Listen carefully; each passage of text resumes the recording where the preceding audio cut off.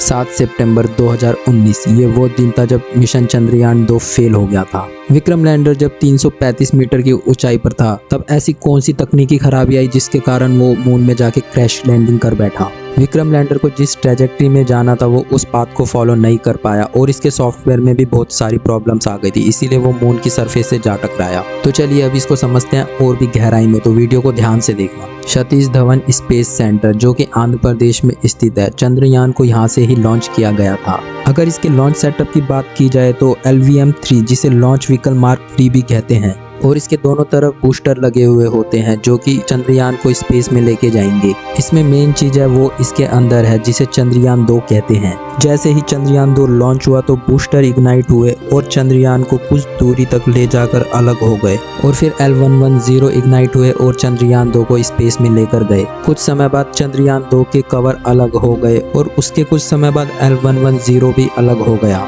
इसके बाद C-25 booster ignite हुआ और ये भी कुछ समय बाद अलग हो गया।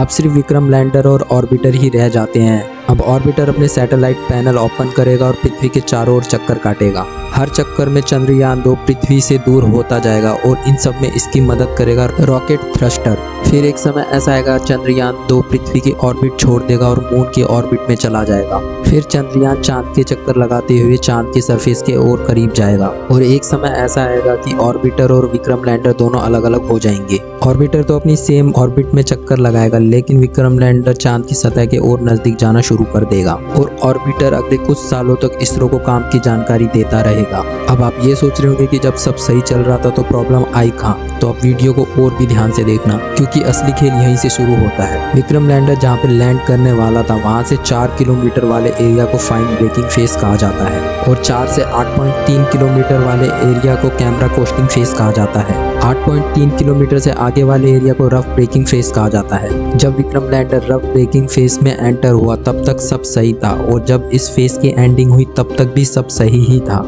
अगला फेस था कैमरा कोस्टिंग फेस, जिसके कारण ही विक्रम लैंडर क्रैश हुआ था। इस फेस में विक्रम लैंडर को चांद की सरफेस के पिक्चर्स क्लिक करनी थी और इसके सॉफ्टवेयर में यही बात अच्छे से फीड की थी, चाहे कुछ भी हो जाए पिक्चर्स ही क्लिक करते रहना है और अपना एंगल बिल्कुल भी चेंज नहीं करना है, चाहे कुछ भी हो जाए। पर थ्रस्टर्स ने कुछ ज्यादा ही पावर जनरेट कर दी जो कि इसरो ने बिल्कुल भी नहीं सोचा था, और इस फेस में सारा ध्यान सॉफ्टवेयर का सिर्फ पिक्चर्स लेने पर ही था। कैमरा कोस्टिंग फेस खत्म होते होते हाथ से सब कुछ जा चुका था और विक्रम लैंडर के सॉफ्टवेयर में कई सारी प्रॉब्लम्स आ चुकी थी, और जिस समय विक्रम लैंडर की स्पीड कम होनी चाहिए थी उसी समय स्पीड बहुत ज्यादा तेज हो गई।